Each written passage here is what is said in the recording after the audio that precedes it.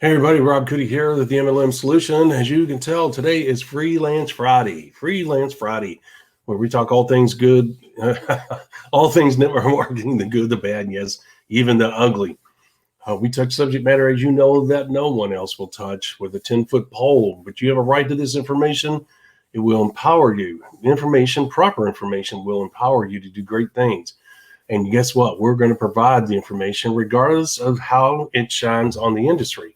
Every industry has a yin and a yang, a good and a bad. And we talk about all of that and more. We talk about anything anything on Freelance Fridays. You never know what subject matter we're going to discuss because it's all non-scripted. We just show up and we start talking, and it can be very entertaining to say the least, and insightful as well. So with that being said, as you can tell, we always go live 11 a.m. Eastern Standard Time, and it's currently 10:57 and 45 seconds. So I need to get my butt in gear. 11 a.m. Eastern Standard Time. Please share our podcast, our Freelance Friday, and everything else with our fellow network marketers across the globe. Hashtag the MLM Solution. That's how you share it. Hashtag the MLM Solution. Also, please go to our website and hit the share button there as well. We say thank you in advance. All right, with that, I'm going to hop off here. We need to get the show started.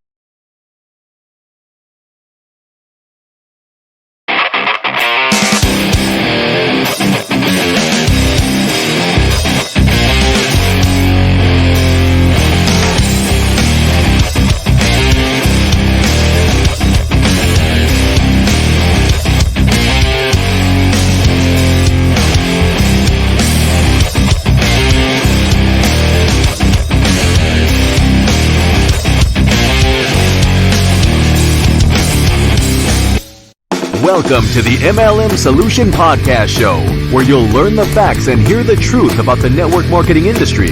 Here's your host, Rob Cootie and Marie Cannon.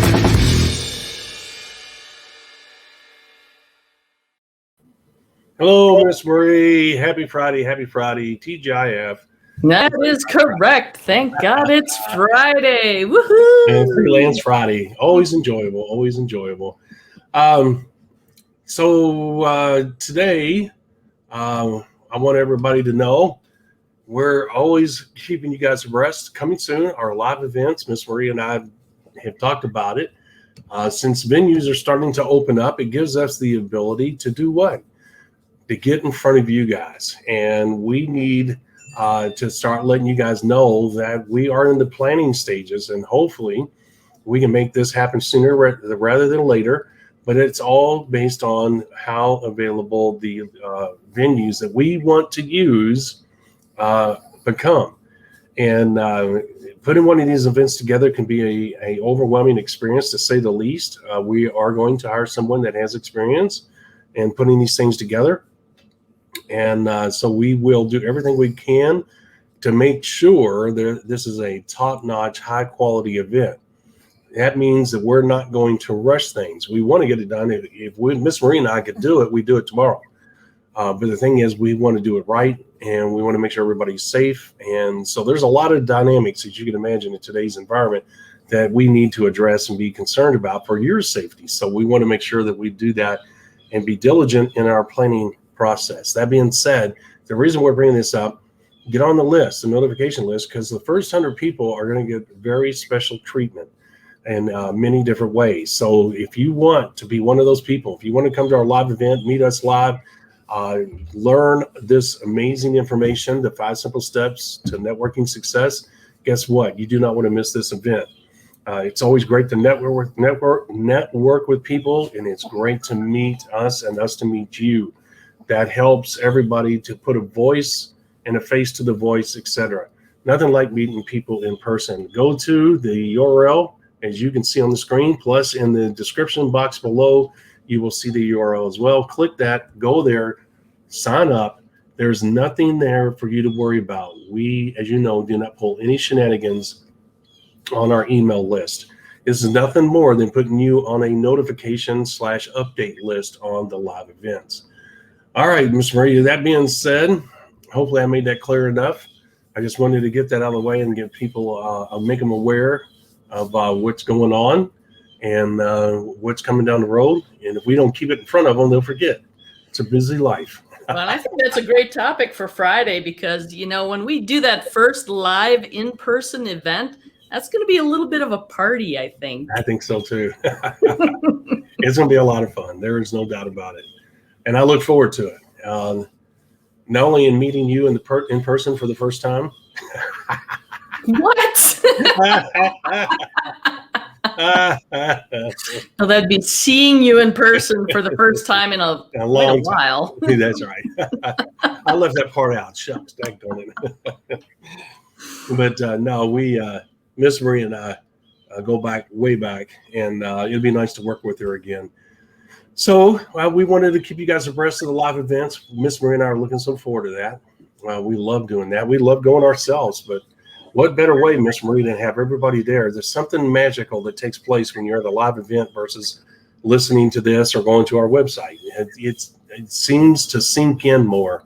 I don't know what it is, okay, but it's great to have the fingertip keyboard / mouse type thing after the event, so you can go back and say, I remember them talking about this, but what was it exactly? And they could clarify if they missed the point on stage, right? They couldn't write fast enough or whatever.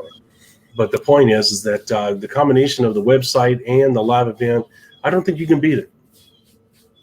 I don't think so either. And one of the things to remember too is it's not just the value in being there live and participating and being able to engage, but it's about the networking as well. It's the people that you meet at these events. I mean, Rob and I, that's how we met at an actual event that we attended. Mm-hmm. And whether you're presenting at an event, hosting event, just attending an event, the folks who are there, no matter what capacity they're in, often very like-minded, interesting people, have their fingers in a lot of different opportunities. You just never know what kind of doors are going to open for you in terms of just opportunities, either to make money, meet people, pick up a new hobby, make some great friends. Or join a network marketing business together. Yeah, well, exactly. Or launch a network marketing business together. I've seen that happen too. Yes, absolutely. Yes, very good point. Absolutely. So with that being said, yes, Miss Marie is absolutely correct in all of that. And so we look forward to the live event. And that's the reason why we're going to promote it. Also, if you, since this is Friday, if you missed any of the episodes this past week, guess what? You can go to our podcast replay page. You can see the URL there on the screen. But also, once again, it's going to be in the description box below this video. All you got to do is click on it, or you can just go to the website because there's a link to the replay page at the top of the website. And then once you get to the replay page, it's going to have the whole week's podcast right there. And you're going to get a free gift as well. And you can't beat that. And there's no shenanigans when you fill out the form to get your free gift. All you're going to do is get a link to the free gift. All right. So I just wanted you guys to know that we have one convenient location where you can catch up with the past week's episode. So that's a really convenient thing for the people, Miss Marie. That way it's already in chronological order. They don't have to go to our Facebook page or YouTube channel and wonder, hey, is this in chronological order? I'd like to listen to them, because you tie a lot of episodes together in subject matter wise, and it's one supports the other or expands on the other. So, it is important sometimes, not all the time. Rob gets off script sometimes, but for the most part, one subject, one episode supports the other or expands, right? Well, I try to make them relatively, I can talk, relatively related. Yes, they're relatively related, because obviously each podcast episode does stand alone on its own. Yes. But as we always talk about, there are so many aspects to the network marketing industry that we're trying to cover and share with you and make sure you understand, that are very large topics, and we can't cover it in 30 to 40 minutes. It's not going to happen. So we do try to do some sequentially, and they do kind of link together to give you that more full picture. But each episode is going to give you some critical, important information. But as you keep listening and you kind of track the episodes together, you'll get that larger picture and be able to build kind of the fuller experience of what we're trying to convey and talk about. Right. So there's the replay page, which gives you the access to those episodes when she does time together. Blah. Apparently, I'm contagious. Sorry about that. It's kind of like a yawn. You start stumbling over yourself, and the tongue gets big and stuck. Yeah. Well, I have little Miss Sophie here, and she's still not feeling well, huh? Yeah, and so she has my attention versus you in the episode. It's sad to say. So you guys have to forgive me. She's shaking in my hands, and that concerns me. And and she's on pain meds. So if she's shaking on pain meds, which has been doing great, you can only imagine the pain she's in. So I feel for her, and I'm going to keep a close eye on her. So anyway, I've heard something from a reliable source, the Epic Times, and he said that the FDA announced that they're finding that 2 of the vaccines are causing heart inflammation. Not a good thing. No, and from what I understand, that heart inflammation is being caused in younger individuals as well. And yes, especially males. So once again, prime example, what Rob, I don't trust the government. I mean, I've worked for the government for 21 years. Believe you me, I don't know all things government, but I know enough to say, screw you when it comes to, I'm not going to be a good soldier falling in line. I had to do that shit for 21 years. After that, it's over. It's like, screw you. Well, what's the scariest phrase on the planet? I'm from the government and I'm here to help. I'm here to help. That's right. It's like, oh my gosh, leave us alone. But you know what, Miss Marie? Here's the thing. I did not look. Let's say let's say I took the shot. Let's say that I was one of the unfortunate ones that had a bad experience with the shot. Okay, and let's say that I end up passing away because of the shot. All right, in my grave, I'd be like, crap. I knew better to take that shot. You know what I'm saying? If I don't take the shot and I catch the virus and die, I can say, oh, you know what? That's life. I could have died from the flu. I could have died, a number of different ways. It just so happened that it was the vaccine. I mean, not the vaccine. It was the virus. At least the death was not self-inflicted. I know better. Does that make sense?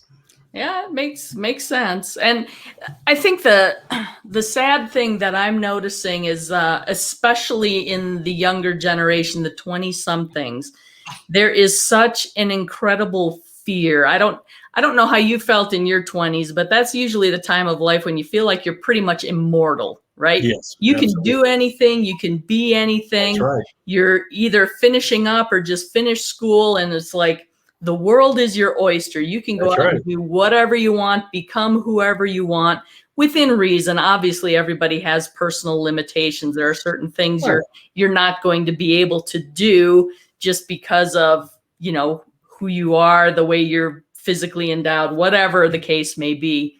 Mm-hmm. Right. But I mean, typically it's supposed to be a really optimistic time of life. And one of the things I've been seeing is the 20-somethings have just become so fearful and paranoid. Yes. And the idea of dying is like just overwhelming. And I hate to say it, in our culture, in the American culture anyway, I think it's almost a taboo topic. Nobody wants to talk about death and dying, but it's a reality for everyone. Right. And I think as folks get older, when you get to be our age, you're starting to think, oh, I've got more time behind me than I do ahead of me. So the limited time you have left, you begin to think about a little bit more deliberately how you're going to spend your time, what you want to do, the mark you want to leave, any type of legacy you want to leave behind. Mhm. But it's not that we necessarily, I think, live in fear of dying. It's just, it's a reality. Everybody's reality. going to die at some point from Yes, something. that's And I've right. always joked, I'm not a health and wellness person, really. I mean, I like to eat Twinkies and have cocktails and Yeah. all those types of things. And I always joke, I have friends that are like super health nuts. They're like exercising, they eat perfectly and everything. And can you just imagine these people someday in the hospital dying of nothing? I mean, Yes, exactly. Because guess what? And then what's even funnier, if you want to use it kind of morbid funny, if you outlived them,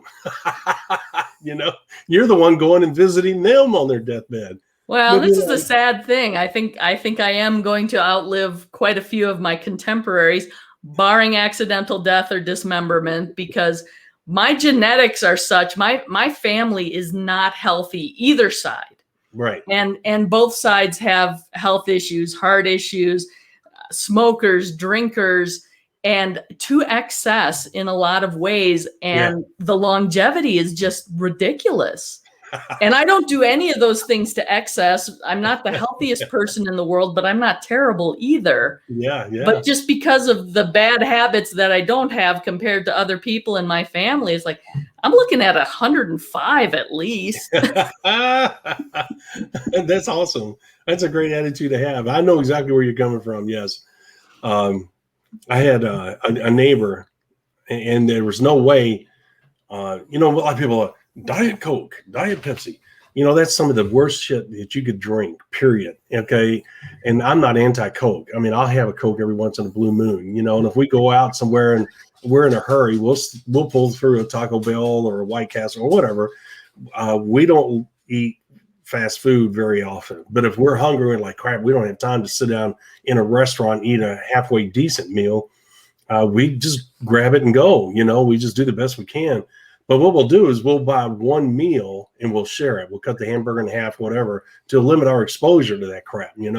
Sure. and that's, we'll get a Coke during that time. A lot of times we get water, believe it or not. But that's, if we're going to drink a Coke, we'll drink a fountain Coke when we're out and about. But the thing is that one of our neighbors found out that her kidneys are not doing all that well. And she's a prior nurse. And she said, well, crap, I've been drinking that Diet Pepsi for 40 years. And the wife goes, do you realize what's in that stuff? Do you realize the damage that can do to your body? And she said, I know. She says, now it makes me wonder if I hadn't drank it, if my kidneys would be an issue right now. I mean, what a terrible thing to have hanging over your head, from now on. Well, that's the craziest thing too, right? Is soda is not good for you. I mean, it has no nutritional value whatsoever.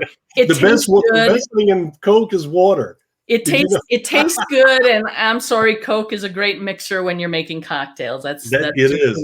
Now I drink Coke when yes. So there's really no value to soda. So soda is really not good for you on any level. But diet soda is even worse because of the extra chemicals and stuff that are in it. So the people who think they're being healthy by drinking diet soda, I know it. The word diet is so powerful. It's unbelievable.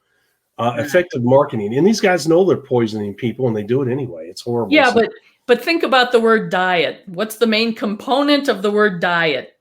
Die. Yeah, D-I-E. That's right. You're right. I know, it's amazing. And I feel for her. Once you start messing with your kidneys, man, that's a tough road to hoe. And she's older, so I don't know where this is going to go, but it really saddened me to hear that, and I drink more water than I do anything. I drink orange juice, here's my water. And did you say she's a medical professional? Yeah. That's an interesting thing too. I mean, one of the things that I've noticed is, it's always mind-boggling to me to see doctors and nurses on their smoke break at the hospital. Yes. It's like, seriously? You're treating people with lung cancer and you're smoking. I mean, come on. It's Oh just, my gosh. I don't understand how that works. That has got to be some serious cognitive dissonance going on there. I agree with that 100%. And you know, the funny thing is, I was talking to a doctor one day. I was going through some heart issues, and it was more of a timing, you know, palpitation type things, like most people, right? So it wasn't. Thank God it didn't turn out to be anything serious. You never know when you start those tests. But anyway, the point is that I was talking to him because I like picking their brains. I like to learn and I like to pick their brains. And so we got onto the subject about smokers and drinkers. And he goes, you know, here's the bad thing as a doctor. They come in after 20, 10 years or more, because the 10 years seems to be the point of no return in certain cases, as far as damage to your body. 10 years of drinking or smoking. And he said, drinking and smoking kill brain cells. It also ruin the elasticity of the heart. So it doesn't, it becomes, instead of this tight thing doing this, it becomes this, uncontrollable muscle mass that doesn't have the elasticity to do that, like a rubber band as it gets older. Does that make sense? Mm-hmm. You stretch a rubber band, it snaps back. And when it's new, but as it gets older, if it gets dry rot, you start to pull on it. Well, it ends up snapping, breaking, not snapping back to its original state. So he said, they come in here thinking, well, doc, you can fix me. You can give me a new heart and I'll be okay. And they're like, well, good luck with that. But at the same time, the heart's just one of the problems you got. You know what I'm saying? And he talked about the lungs and all this and that. I mean, listening to that doctor, they should make that required listening if you're going to smoke or drink. You and I like having a drink every once in a while. Mm-hmm. But you and I don't, not to the level that these other people, I'll go on a spurt where I'll drink 4 days out of the week. And then I'll go months without even drinking. I don't know why, just the way I am. I say, wow, drink sounds good. I think I'll have one. During the summer, I like my margaritas when I sit down and relax. I'll sit out on the porch and you know what? I'm done for the day and I'm going to have a margarita. But typically I have one, maybe two. I'm not, on vacation, I'll have more than one. But for the most part, I have one, and it's just not appealing for me to have two. Does that make sense? It just doesn't, one's enough, in other words. I don't know when is too much. I don't know the answer to that. But anyway, the doctor was talking, and it really opened up my eyes. I did not realize the damage it did to it. And he said, they think we're miracle workers. They come in thinking that we can fix their heart and the problems the heart's having, or the brain. And he said, we tell them there's no reversing this. It's over. And they don't mean like you're dead, but I mean, we can't do anything medically for you any further. This is as far as we can go. We can help keep you alive. Exactly. And people think that maybe there's a medicine that can fix it, or they'll discover supplements and think, oh, that'll fix it. And I think one of the best things I ever heard was you cannot out supplement a poor diet. Oh, that's cool. You've got to have a decent diet. I mean, you're fueling your body to a certain extent. And right. Even at that, again, it's like, I know these things, but I still like my garbage food. Yeah, it's going to happen, but it's not something that I eat all the time either. No, if I did, I'd be as big as a house. Oh my gosh, that'd be horrible. I'm too far overweight now because of my arm and the lack of activity. Although I am actually picking up the pace. My arm's doing much better. I'm using that bone stimulator, which is really cool. I talked to someone in this past weekend who used the bone stimulator, and they had great success with it too. So I'm really fortunate. I really am. He had a broken arm too, and what he went through was amazing, just simply amazing. In other words, bad. Mine, I'm blessed, believe me, compared to what he had to go through. But in the end, it all came out okay, and it's continuing to recover 5 years later. But at least he can use the arm now. So I'm learning a lot, as I go through this, and I did not realize the extent. I thought a broken arm was a broken arm, and Mother Nature took over from there. And, it took 2 or 3 years, but you were kind of back to normal. I'm learning that that's not always the case. So I did not know that. And like anything else, life experience teaches you a lot and opens up your eyes, so just really kind of mind-boggling when you look at how resilient the body is to all the things we do to it, good and bad. Because you know what? In the name of good, sometimes we put our body through a lot. Working out and eating these crazy foods and taking these supplements. I mean, it's hard for that body to process that stuff just as bad as it is, or just as much as it is the bad stuff. It's still a lot. It's a demand on your system to process all that, Yeah, that is true. It's amazing what we put our bodies through and how resilient they are. God certainly knew what he was doing and still does, despite Rob's opinions. And I know God's like, oh my gosh, it's Rob again. When is that guy going to shut up? Never. I can see it now. I can see it now. The Grim Reaper's like, you want me to go get him? He's like, oh, hell no. I have to hear him down there. I don't want to hear him up here either. So right now the wife has to listen to me. And I'm not sure she listens. she's going to be put up for sainthood someday, I'm sure. Oh yeah. Yeah.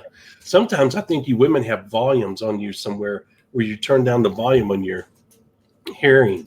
Because sometimes she'll be like, walk right past, like she didn't even hear me. Be like, hey. That's called selective hearing, and we don't have the corner on that market. Oh, okay. Guys do that too, plenty. Oh. Oh, okay. Yeah, well, I don't get away with that, so. It's all about the selective hearing. Selective hearing, that's right. Selective All hearing. right, Miss Marie, I don't know about you, but I'm ready to start a weekend. I'm ready to get off of here. I got a doggy that needs my attention. Luke's licking my legs and whining. They're hungry. Everybody's wanting something now. Everybody's wanting something, that's right. So we're going to hop off of here, guys. Monday subject. It is this pre-launch of a new company. Man, that I think, Miss Marie, you've been through it, have you not?